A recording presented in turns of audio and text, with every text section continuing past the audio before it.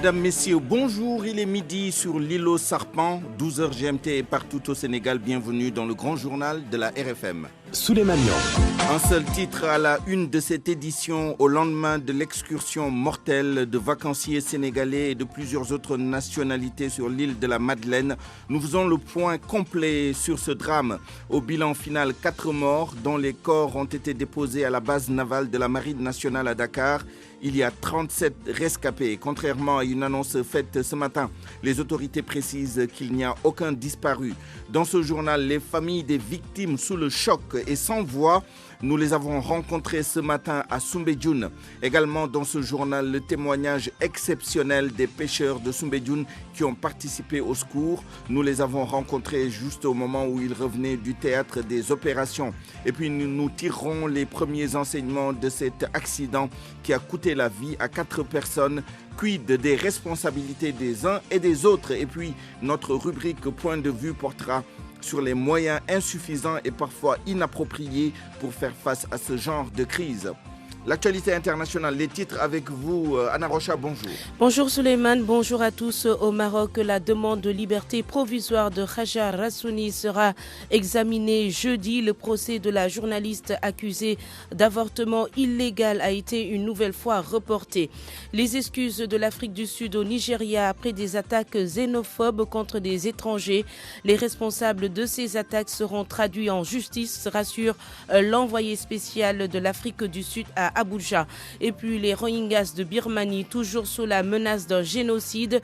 Des enquêteurs de l'ONU veulent que les responsables soient traduits devant la CPI. Le développement dans un instant. Chertidiane Diagne, bonjour. Bonjour à vous Souleymane. Les titres de l'actualité des sports. Les difficultés financières de la Ligue sénégalaise de football professionnel résolues en partie. La saison peut bel et bien démarrer.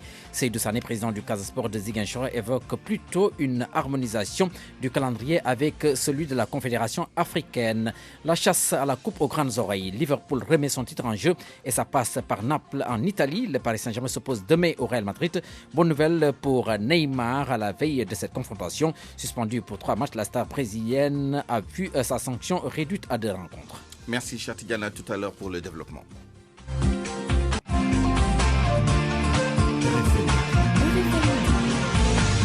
Souleymane Niang. Au lendemain du naufrage d'une pirogue qui ramenait des vacanciers et des touristes de l'îlot Sarpan, on y voit plus clair dans ce drame, vraisemblablement causé par l'orage qui s'est abattu hier sur Dakar. On en sait plus d'abord sur le bilan de l'accident survenu en mer. Les tout derniers chiffres recueillis il y a seulement quelques minutes auprès du ministre de l'Intérieur, Aly Ngouille Ndiaye, interrogé par El Hadj Ndaté Diop.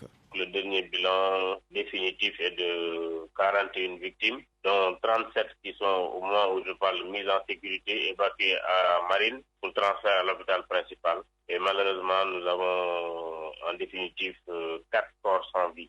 4 corps sans vie, dont 2 éléments des parcs nationaux et 2 filles, dont un enfant d'environ 6 ans. Leur nationalité? Pour les corps sans vie?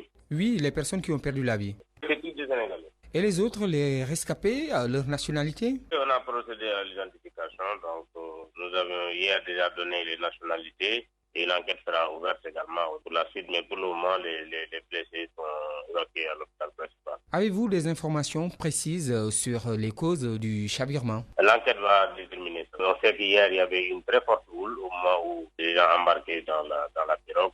D'ailleurs, vous avez pu suivre avec nous pendant un certain temps, même les bateaux qu'on avait envoyés ne pouvaient pas accoster compte tenu de l'agitation de la mer. Vous venez de l'entendre, parmi les victimes, il y a des agents du parc de l'île de la Madeleine qui relèvent du ministère de l'Environnement. Le ministre chargé de ce portefeuille, Abdou Karim Sall, a réagi sur notre antenne lorsqu'il a été informé que ces hommes comptaient parmi les 4 morts. Je vous propose de l'entendre au micro de Georges Déthié Diop. Ils travaillent parfois dans des conditions extrêmement difficiles. Nous avons constaté qu'ils sont régulièrement sur le terrain avec les moyens dont ils disposent. Et je pense qu'il est de notre devoir de les accompagner en termes de renforcement de capacité, mais en termes de renforcement des moyens logistiques, mais également renforcer les effectifs. Nous y travaillons. Nous allons, Inch'Allah, y arriver pour assurer la surveillance des réserves, pour assurer la surveillance des parcs, pour protéger nos météorologiques d'hier qui étaient des conditions extrêmement difficiles ont eu raison de l'embarcation qui a chaviré et a entraîné la disparition de 4 personnes. Le dernier disparu a été retrouvé. Il s'agit bien entendu d'un agent du parc de l'île de la Madeleine. Mais monsieur le ministre, est-ce qu'en de pareilles circonstances, les agents ne doivent pas être intransigeants? Plus clairement, interdire aux touristes et autres d'embarquer?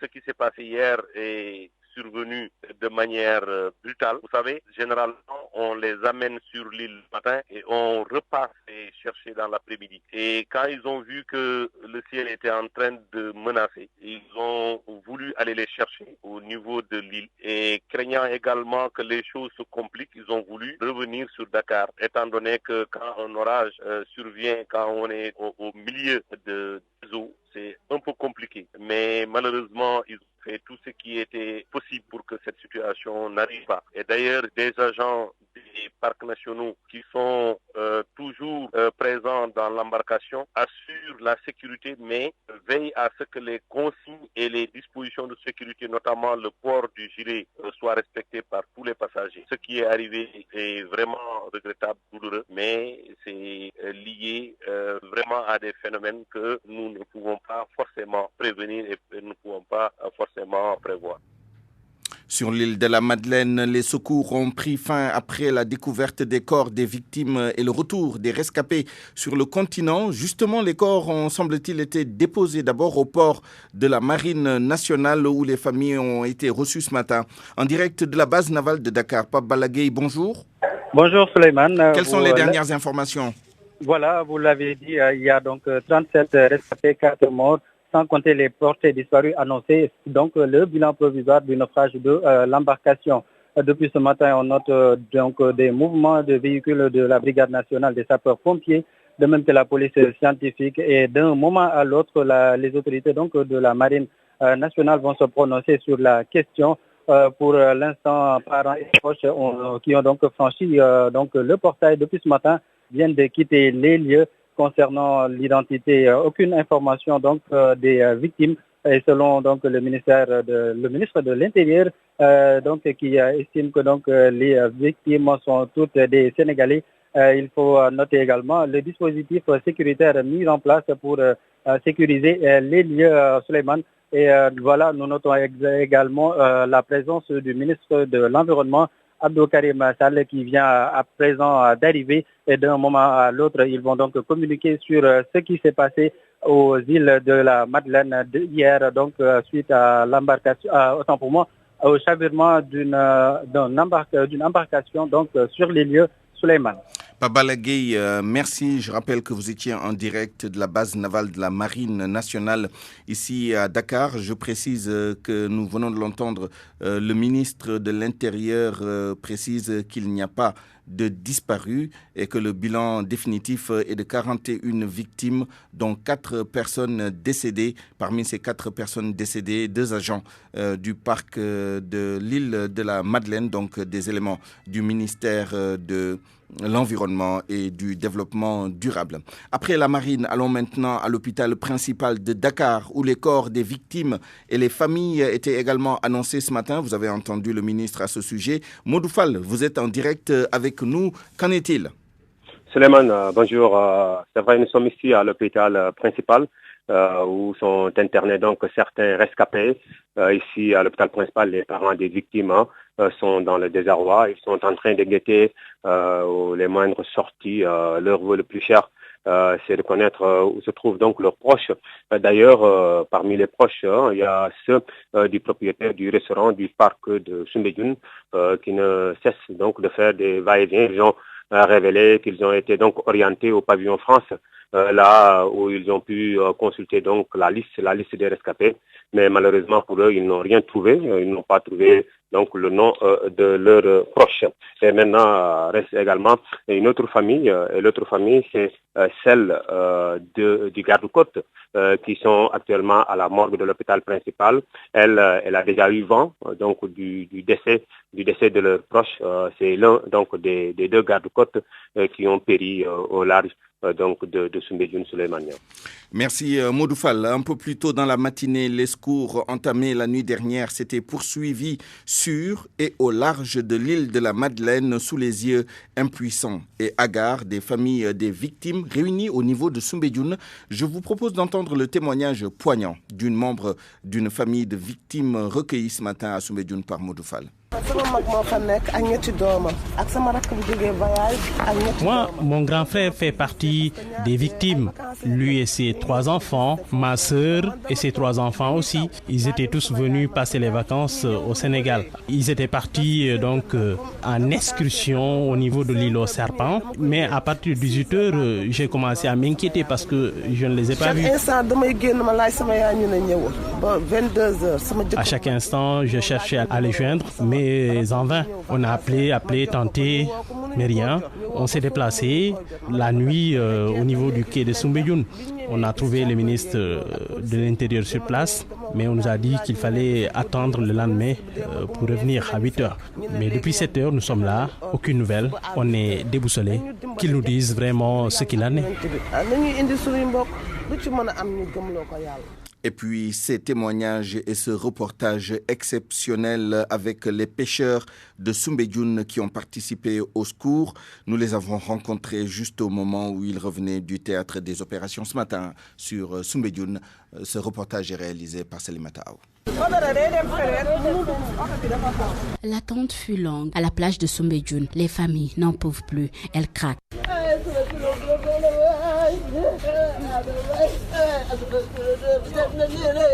La cinquantaine, cette dame ne sait plus où donner de la tête. Son petit-fils est introuvable. Il faisait partie des sauveteurs.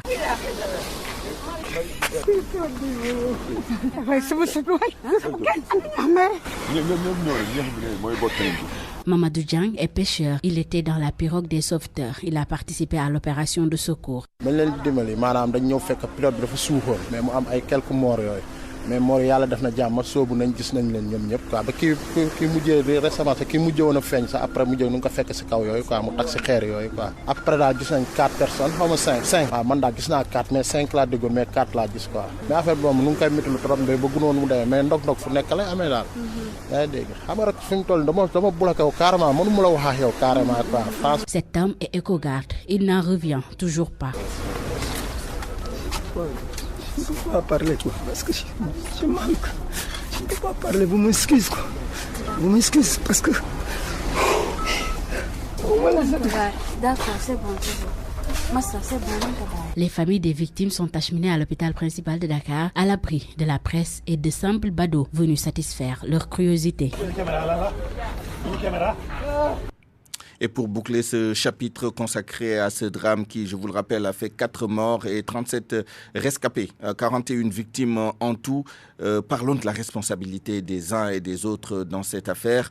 L'excursion n'était pas organisée par un privé, mais par le parc de l'île de la Madeleine. Les jeunes ont été acheminés sur l'île par des gardes forestiers. Georges Diop a essayé d'en savoir plus. C'est à croire que la forte mobilisation des autorités de l'État hier n'était pas gratuite. Ce n'était pas une normale préoccupation pour la sécurité des victimes du chavirement. La responsabilité du pouvoir public serait engagée. Ce sont les services de l'État qui auraient convoyé les touristes et autres Sénégalais à l'île de la Madeleine. L'excursion n'était pas organisée par un privé. D'ailleurs, MSN a très vite fait dans le ponce-pilatisme. Ers Loisir n'y était pour rien selon lui. D'ailleurs, l'homme d'affaires souligne que tout se fait sous la supervision des gardes forestiers. Et ce sont ces mêmes gardes forestiers qui, le matin, ont convoyé les jeunes au lieu d'excursion pour venir l'après-midi afin de les ramener sur terre. Hélas, le pire s'est produit. 4 morts et la République se mobilise. Effet touriste, effet ressortissant européen. Un détail à mettre dans la corbeille. Une fille du ministre des Forces armées, Sidiki Kaba, faisait partie de l'excursion. Voilà tout ce qu'on pouvait dire sur ce drame et c'était l'essentiel de ce journal. Ajoutons qu'au niveau des ambassades des pays, des victimes étrangères, on s'affaire également à identifier les victimes, même si on sait que parmi les 4 morts, il n'y a que des Sénégalais, il n'y a pas d'étrangers. Nous avons contacté l'ambassade d'Allemagne à Dakar qui nous a informé qu'elle tenait une réunion sur cette affaire et qu'elle s'affairait à identifier les victimes allemandes. Il en est ainsi des autres ambassades. RFM. L'actualité internationale. Rebonjour Anna Rocha. Rebonjour Souleymane. L'actualité internationale avec le Maroc où la demande de liberté provisoire de Hajar Raissouni sera examinée jeudi prochain. Le procès de la journaliste accusée d'avortement illégal et de débauche a été une nouvelle fois reporté au 23 septembre. Elle est toujours en détention. Hier, ses avocats ont dénoncé des vices de forme dans la procédure. Des membres de la société civile ont de nouveau organisé un sitting devant la cour d'appel de Rabat où se tient le procès. La politique en Guinée, la CENI propose le 28 décembre pour les élections législatives. Le président de la commission électorale nationale indépendante a fait cette déclaration après une rencontre avec le chef du gouvernement. L'Afrique du Sud s'est excusée auprès du Nigeria. Comme annoncé hier, un envoyé spécial s'est rendu à Abuja où il a présenté ses excuses, ou plutôt les excuses du président sud-africain à son homologue Muhammadu Buhari. Cela fait suite aux attaques visant des Nigérians et d'autres étrangers en Afrique du Sud. Et pourtant, le Nigeria continue d'évacuer ses citoyens d'Afrique du Sud. On fait le point avec Daouda Diouf. L'envoyé spécial sud-africain a présenté au nom du président Cyril Ramaphosa les excuses du peuple sud-africain au président Buhari. Guy Fradebe a déclaré au président nigérian que les autorités sud-africaines condamnent les violences xénophobes et ont pris des mesures décisives pour les prévenir. Toujours pour l'envoyé spécial sud-africain, l'incident ne représente pas ce qu'ils défendent avant d'ajouter que les responsables de ces violences vont être traduits en justice. Du côté du Nigeria, le président Buhari a remercié l'envoyé spécial sud-africain pour son déplacement et ses explications. Pendant ce temps, la mission diplomatique se déroule. Le Nigeria a continué d'évacuer ses concitoyens d'Afrique du Sud. Aujourd'hui, plus de 300 Nigérians devraient arriver à Lagos. La semaine dernière, 188 ont été évacués. Il faut dire qu'en Afrique du Sud, ces manifestations ont fait 10 personnes retrouvées mortes. Et puis près de 600 000 Rohingyas de Birmanie toujours sous la menace d'un génocide. L'alerte est de l'ONU ou plutôt d'enquêteurs mandatés par les Nations Unies. Selon leur rapport rendu public hier, il y a suffisamment d'éléments de preuve qui permettent de déduire qu'il existe un risque sérieux que des actes génocidaires se reproduisent en Birmanie. La mission d'enquête pense que la Birmanie devrait être traduite devant la Cour pénale internationale pour manquement aux obligations qui lui incombent en vertu de la Convention sur le génocide qui date de 1948. Et puis pour terminer, Souleymane, en Afghanistan, un attentat suicide pendant un meeting du président Ashraf Ghani a fait au moins 24 morts et 32 blessés selon Radio France Internationale. Et puis, merci beaucoup Anna Rocha. Et puis, cette annonce sur la levée du corps de Mohamed Thiam, mortellement poignardé vendredi dernier à Casablanca, qui était prévu ce matin. La dépouille sera ensuite acheminée à l'aéroport international de Casablanca et le corps sera rapatrié demain mercredi dans la soirée aux environs de 23h. Parole aux auditeurs. L'actualité, qu'en pensez-vous? Moi, je pense que vous devrez. Réagissez dans nos éditions d'information sur l'actualité. Bonjour. Du lundi au vendredi, vous avez la parole sur RFM.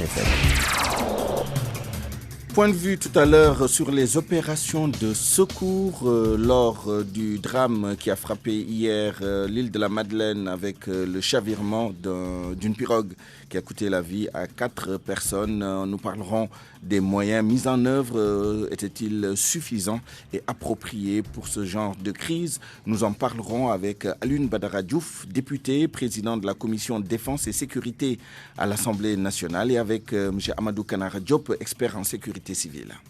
RFM Sport. Cher Tidiane Diagne, bonjour. Rebonjour à vous, Souleymane. La saison de football qui peut bien démarrer malgré les difficultés financières. Ah oui, ce sont là les propos du président du Casa Sport de Ziguinchor qui reconnaît que la Ligue de foot professionnelle vit des difficultés sur le plan financier.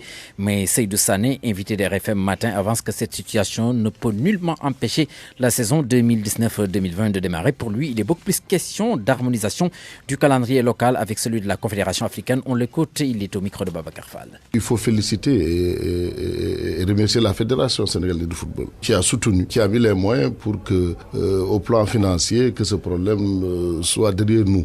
Mais au-delà de ces problèmes financiers, comme je le disais tout de suite, il y a le problème du calendrier africain. Vous avez vu que le calendrier a changé, hein, et puis au moment où nous parlons, Génération Foot est en train de jouer sans pour autant qu'il y ait championnat au Sénégal.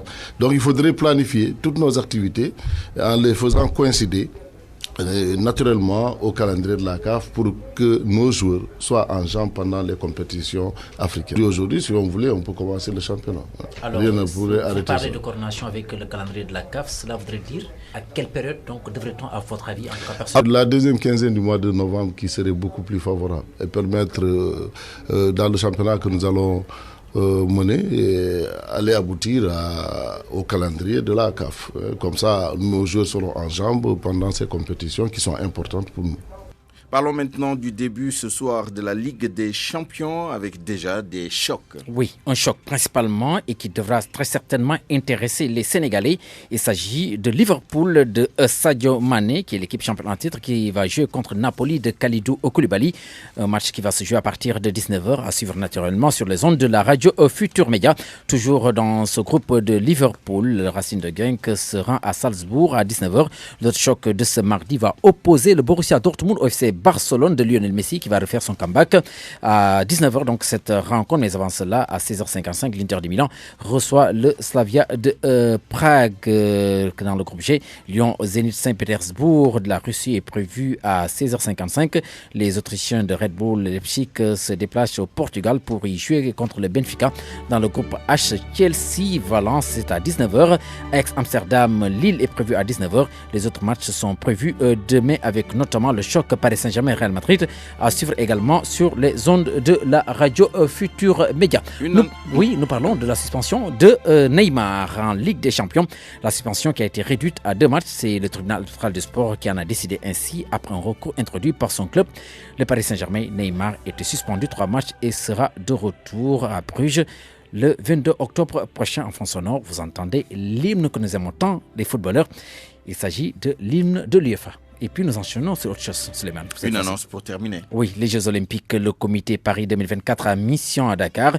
Il vient signer une convention de collaboration avec son homologue au Sénégalais qui organise en 2022 les JOJ, les Jeux Olympiques de la jeunesse. La cérémonie de signature se déroule demain et va porter sur la rénovation de la piscine olympique, mais aussi du stade Iba Mar Diop de Dakar. Merci, Cheikh Tidiane Diagne. RFM, la presse du jour. La presse de ce mardi 17 septembre 2019, lue et commentée par Mohamed Ali Mouba. Bonjour. L'îlot Sarpan, l'horrible drame. Une pirogue chavire et tue plein de monde au large de Madeleine. L'observateur fait le bilan. 4 morts, 35 rescapés, dont 6 Français, 2 Allemands, 2 Suédois et 1 Bissau-Guinéen. 3 enfants de 2, 7 et 9 ans dans le lot des miraculés qui ont passé la nuit sur l'île à la belle, disons à la mauvaise étoile. Branle-bas de combat au plus haut sommet de l'État. Macky sur place avec plusieurs ministres dont Sidiki Kaba qui a des membres de sa famille parmi les victimes. Autant dire avec le journal Les Échos que la République est mobilisée. Le confrère rapporte que ce sont les pêcheurs de Soumbédioune qui ont été les premiers sur les lieux, des pompiers et un psychologue dépêchés sur l'île avec des draps et des couvertures. L'observateur profite de ce drame pour faire ample connaissance avec l'îlot Sarpan, situé à une dizaine de minutes de pirogue de la baie de Soumbédioune, la grande île de Madeleine étend ses tentacules vers les récifs de l'île au Sarpan au sud-ouest de la corniche de Dakar. Le journal relève que ces 45 hectares de terre perdus à mer, là-bas, l'îlot a ses propres règles. Il y est déconseillé d'élever la voie et prolonger la visite au-delà de 18 heures. L'esprit domicilié là tient à la tranquillité des lieux. Pour l'avoir ignoré, le bateau espagnol La Madeleine éponyme qui traçait alors la carte de l'Afrique de l'Ouest a chaviré. L'île est peuplée d'un écosystème riche et varié, une centaine d'espèces d'arbres de baobab nains qui se développent au ras du sol tels des lianes. Les mêmes baobabs font office de lieu de culte. Il en existerait 7, mais seul un seul est accessible et les dignitaires lébous s'y réunissent régulièrement pour des séances de sacrifice. L'autre drame, ce sont les accidents sur les routes. L'hécatombe continue, informe le journal AS. 3 accidents de la circulation à Petit Mbao et Anne font 3 morts et plus de 29 blessés. Pour Vox Populi, c'est un minibus Tata qui s'est renversé à l'entrée de l'autoroute à péage à la Patte d'Oie. À Mbao, c'est Tondiaga Ndiaye qui entre en collision avec un camion frigorifique. La tribune indexe le coupable, c'est la folie Ndiaga Ndiaye. Le présumé casseur du stade olympique de Mbacké aux arrêts depuis hier. Le journal Les Échos rappelle qu'un peu plus tôt, le mis en cause était passé aux aveux se vantant d'avoir saccagé l'infrastructure suite à l'appel du khalife général des Mourides à la fermeture du stade. Mais le journal estime en même temps que la hiérarchie mouride veut ou plutôt exige sa libération, que ceux qui ont été arrêtés soient relâchés immédiatement. À défaut qu'on vienne me prendre, menace le khalife de la famille de Mamor Diarra. Le journal L'Observateur qui déroule le film de l'arrestation note qu'Ibou Diop a été cueilli par les limiers alors que des badauds voulaient lui faire la fête. Le dialogue politique rencontre décisive sur le recours au bulletin unique à tout type d'élection ce mardi même. Sud Quotidien nous dit que la majorité joue à l'arbitre aujourd'hui. Déthié Faye, le pôle des non-alignés, estime qu'il faut qu'il y ait des concessions si nous voulons vraiment aller à la mise en place d'un nouveau code électoral. Aujourd'hui, ce bulletin unique est pratiqué dans toute la sous-région et présente beaucoup d'avantages, note pour sa part Mokhtar Souran du FRN. Sur le statut de l'opposition, la vacance au ACCT, le mandat du chef de l'État, Ngouda Mboup donne son cours dans le journal Le Quotidien. Idriss Seck, dit-il, est le chef de l'opposition. On ne peut pas tolérer un courant comme la génération du concret et refuser un autre aujourd'hui au Parti démocratique sénégalais. Et puis le leader de Rewmi absent du débat politique. Qu'est-ce qui se passe? L'Observateur pointe les secrets de la retraite d'Idrissa Seck. Selon le journal, Idi passe une partie de son temps à faire du babysitting. Son projet d'école avec l'université de Princeton. Malick Gakou, son nouvel ami inséparable. Diagnostic d'un silence intrigant à lire aux pages 4 et 5 du journal L'Observateur. Bonne lecture à tous. Point de vue. Regard croisé sur l'actualité du jour.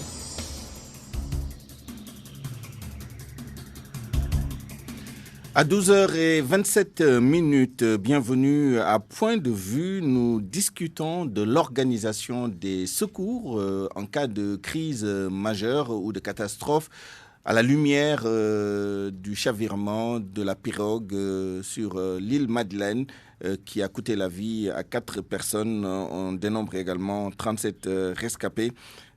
Et pour en parler, nous avons en ligne M. Amadou Kanar Diop, expert en sécurité civile. M. Diop, bonjour. Bonjour. Nous avons également M. Alioune Badara Diouf, député, président de la commission défense et sécurité à l'Assemblée nationale. Honorable Alioune Badara Diouf, bonjour. Bonjour, monsieur. D'abord, M. Amadou Kanar Diop, sur la base des informations que vous avez recueillies ou entendues ou lues sur ce drame qui s'est produit hier avec le chavirement de cette pirogue de retour d'une excursion sur l'île des Madeleines, quelle analyse du point de vue sécuritaire pouvez-vous faire? Quelles sont d'après vous les causes et les problèmes que pose cet accident qui s'est produit hier? Merci Suleiman. Donc la première analyse, c'est que il faut que les usagers, les citoyens, le personnel de navigation, ceux qui vont en excursion, prennent des renseignements de la météo. Ça, c'est fondamental. Parce qu'on a signalé quand même une houle dans ce secteur au niveau de la côte ouest. Il ne fallait pas risquer d'aller en mer avec surtout ces genres de pirogues, ces embarcations qu'on pourrait appeler entre guillemets des embarcations de fortune. Ça, c'est le premier élément. Le second élément, c'est-à-dire, vu l'effectif embarqué, il fallait quand même qu'il y ait des sauveteurs à bord, des plongeurs à bord, des secouristes à bord, vu l'effectif embarqué. Et l'heure aussi de l'expulsion posait problème. C'est la première analyse au niveau vraiment des citoyens au niveau des gens qui étaient des touristes et autres qui étaient partis en excursion. Le second point, c'est l'alerte des secours. L'alerte aussi incombe à ceux qui sont là-bas et les premiers témoins. Si l'alerte se passe dans les règles de l'art, l'organisation des secours peut être rapide et bien organisée, bien coordonnée. Alors, très bien. Sur la responsabilité, évidemment, les citoyens doivent se tenir informés. Comme on dit en droit, nul ne peut se prévaloir de ses propres turpitudes, mais il est évident, il est constant que les citoyens ne sont pas toujours informés de ce genre de choses, des alertes météo. Quand bien même ils seraient informés, il se trouvera toujours des gens qui préféreront défier un peu les éléments de la nature, prendre des risques, etc. Mais en l'occurrence, cette excursion a été organisée par le parc de l'île de la Madeleine. Est-ce que la responsabilité, justement, de ce parc ne peut pas être pointée davantage que celle des citoyens en général? En tout cas, la responsabilité de ce parc, le parc a une responsabilité maintenant jusqu'où, c'est la question qu'on se pose. Parce qu'en en programmant cette excursion, on peut mettre des secouristes et des éléments d'alerte. Ça veut dire que pour qu'on puisse alerter, tester même la fiabilité de l'alerte avec les services de secours organisés avant d'aller en mer. Et si encore c'est une unité vraiment étatique qui organise cette excursion, ils devaient avoir tous les éléments, de la météo, des secouristes éventuels, et même tester, faire des tests comme ils organisent régulièrement des excursions, faire des tests de l'appel à l'arrivée des secours. Quel est le temps que ça fait et quels sont les moyens engagés et comment on peut organiser ce secours. Si on fait ces tests et rectifier au fur et à mesure, on peut se hasarder à faire des excursions de cette nature. Vous parliez tout à l'heure des moyens, ça me tend une perche pour introduire l'honorable député Alioune Badara Diouf. Monsieur le député, dans ce cas précis et dans d'autres cas où il a fallu intervenir massivement dans le cas d'accidents, de naufrages, etc., le Sénégal se singularise par la pauvreté de ses moyens, l'insuffisance de ses moyens et parfois le caractère inapproprié. Parfois, on est face à des crises, on a certes des moyens, mais qui ne sont pas adaptés pour le genre de crise auquel on fait face. Évidemment, ce n'est certainement pas. Je ne sais pas si c'est votre domaine d'expertise, mais en tant que député, quels sont les moyens que l'État investit dans les moyens de secours pour faire face à ce genre de situation et ne pas se retrouver dans des cas où on doit appeler des tiers pour venir à l'aide, notamment des sociétés privées ou alors l'armée française, les éléments français du Sénégal? Voilà, merci.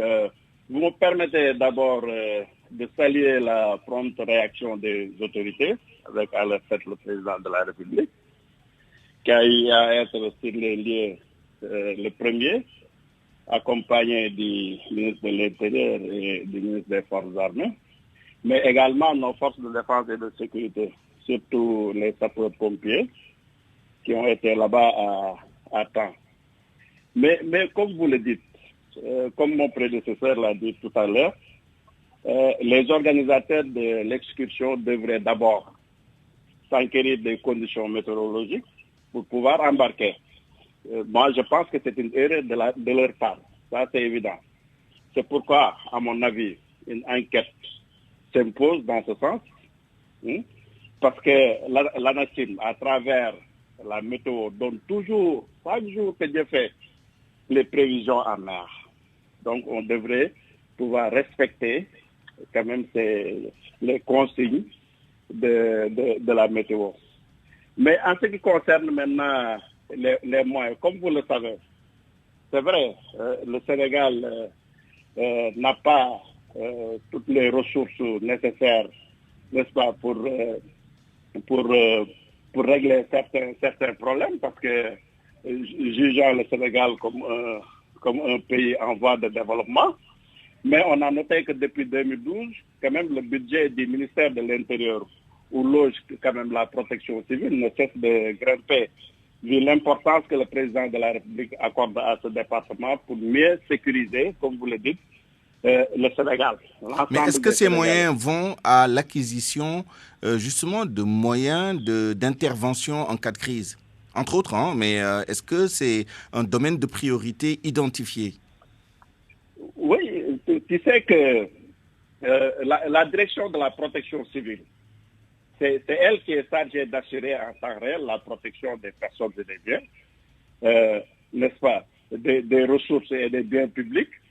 Elle est logée au ministère de l'Intérieur. Elle a aussi pour mission, n'est-ce pas, de sécuriser les établissements publics, les manifestations de ce genre-là, et les manifestations phares.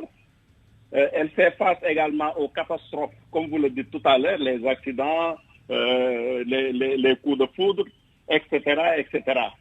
Et on a vu que, quand je peux donner l'exemple des paratonnerres qui a fait l'objet de discussions ces temps-ci, mais on a vu que avec la direction de la protection civile en 2017, on a noté, on a alimenté à hauteur de 5 milliards plus de 500 appareils paratonnerres. En 2018 aussi, 1 milliard a été injecté, ainsi de suite. Et on a vu que le budget a grimpé, le budget du ministère de l'Intérieur a grimpé, n'est-ce pas, pour permettre quand même à nos concitoyens d'être en sécurité. Très bien. Amadou Kanar Diop, hier, on a dû laisser les rescapés passer la nuit sur l'île de la Madeleine. Évidemment, il y avait une raison psychologique. On ne voulait pas les embarquer dans d'autres pirogues ou d'autres navires qui pourraient les ramener sur le continent. Mais n'est-il pas envisageable d'utiliser d'autres moyens de transport, notamment des moyens aériens, des hélicoptères, peut-être, pour aller les chercher? Or, de deux choses l'une, soit ces moyens n'existaient pas, ou peut-être ce n'était pas très approprié d'utiliser ces moyens. Qu'en pensez-vous? Oui, vous savez, devant une intervention, c'est le directeur de secours qui est sur place qui peut analyser la situation et déterminer sa stratégie. C'est lui qui a les éléments vraiment concordants qui lui permettent de voir quelle est son idée de manœuvre. S'il a des éléments que nous ne possédons pas, qui mettent en faveur de maintenir les gens sur l'île en bonne santé et avec un confort plus ou moins relatif, mais il le fait. Parce qu'il pouvait bien, il y a des moyens pour les amener sur terre, même avec la Marine nationale, il y a des breaks pour ça, mais il a jugé utile, lui, pour peut-être un problème beaucoup plus psychologique que matériel, de les laisser sur place, parce qu'il faut de nuit, il pouvait avoir toujours la hantise de traverser encore la mer la nuit. Je crois que, à mon avis, le directeur de secours, l'officier qui gère les opérations, a bien réagi pour laisser les gens sur place jusqu'au petit matin et les ramener à terre, à bord. Vous êtes un homme de l'art. Pardon. Vous êtes un homme de l'art. Est-ce que vous pensez que globalement, au regard des risques et des dangers existants, bien identifiés, on a les moyens, en règle générale, de faire face quand il y a une catastrophe de type industriel ou autre au Sénégal? Les moyens ne sont jamais suffisants. Mais je vais vous faire une surprise. Vous le verrez jeudi si vous allez au Grand Théâtre. Pour la première fois au Sénégal, et pour ne pas dire dans l'Afrique de l'Ouest, des sapeurs-pompiers reçoivent des moyens de cette taille. Plus de 82 engins en une seule fois, et qui constituent un premier lot, seront livrés par le président de la République jeudi au Grand Théâtre à la Brigade nationale des sapeurs-pompiers. Des ambulances? Il y a des ambulances, des engins, divers engins d'intervention, aussi bien des feux industriels, des feux de forêt, des feux en milieu urbain, et d'autres, des brettes extrêmement puissantes, et d'autres moyens pour gérer des catastrophes. Mais vous savez que partout, que vous allez aux États-Unis ou en Union soviétique, devant la catastrophe, les moyens ne sont jamais suffisants. Mais actuellement, à partir de jeudi, ce serait un souvenir de parler de moyens sur des interventions de ce genre. Ça, c'est sûr. Effectivement, ce serait une très bonne nouvelle de savoir que les moyens sont considérablement renforcés au grand bonheur des citoyens. Dernière question pour vous, honorable député Alioune Badara Diouf. Vous étiez certainement au courant de ces nouvelles acquisitions. Au demeurant, ces matériels avaient été entreposés à l'aéroport militaire, en tout cas à l'ancien parking de l'aéroport militaire de Dakar, ex-Léopold Sédar Senghor. Donc on a à peu près une idée du type de matériel. Mais quels sont les autres efforts que l'Assemblée nationale voudrait ou devrait faire pour renforcer davantage les équipements? Quelle est la procédure? Comment estime-t-on les besoins et comment y fait-on face en termes d'arbitrage budgétaire? Voilà, merci beaucoup. Je pense que c'est à saluer l'acquisition de ce matériel-là. Et ça va permettre à nos forces de défense et de sécurité à mieux accomplir leur mission. Vous savez, à l'Assemblée nationale, bon, nous, quand le ministre vient avec son projet de budget, on l'analyse à 3 reprises. Ça passe par la commission technique, on l'analyse, n'est-ce pas, on discute des priorités et ça passe également en commission des finances et finalement en plénière. Maintenant, comme il s'agit du ministère de l'Intérieur, je vous ai dit tantôt que depuis 2012, ce ministère n'a cessé vraiment d'augmenter son budget. Aujourd'hui, on est passé à 125 milliards, n'est-ce pas? Mais dans notre rapport, le rapport des députés, on a insisté sur le renforcement de la sécurité publique. Ça, c'est clair. Et on surveille en même temps. Surtout on avait parlé des patrouilles, parce que l'année dernière, il y a eu beaucoup d'insécurité. On a parlé également de la sollicitation de police de proximité pour permettre quand même aux citoyens d'être en sécurité. Et l'implantation de commissariats de police dans plusieurs localités. Je peux en citer. C'était Mermoz, Mekhe, Nguekho, Parcelles, ainsi de suite. Et on avait beaucoup discuté également de la question de la cybercriminalité et du terrorisme. Maintenant, on attend le ministre cette année-ci. Au mois de novembre, il viendra avec son projet de budget et on va faire l'évaluation si les exigences que les députés avaient faites ont été respectées ou pas. En ce moment, on va encore en discuter et leur permettre quand même de venir avec ces moyens-là. Comme ça, nous pouvons allier ces moyens consistants à nos forces de défense et de sécurité. Très bien. Rendez-vous est pris à la session budgétaire à l'Assemblée nationale au mois de novembre prochain. Merci, honorable député, d'avoir consacré du temps à ce point de vue. Dernière question à vous, Amadou Kanar Diop. Quelle place pour la prévention et les plans de contingence, veiller à ce qu'on n'ait pas à utiliser tous ces moyens d'intervention à travers la prévention en minimisant les risques? Vous avez parfaitement raison. Ce qu'il faudrait actuellement avec l'octroi de ces moyens, c'est les moyens, c'est des moyens de réponse. Je crois qu'une crise, il faut de l'anticipation. Et l'anticipation, c'est la prévention et la préparation. La prévention, c'est les textes législatifs et réglementaires. Mais la préparation, c'est les exercices. C'est les tests. C'est pour identifier les risques que le Sénégal peut subir, trouver des procédures opérationnelles et les tester. Si on les fait, la réponse sera vraiment très facile et nécessitera peu de moyens.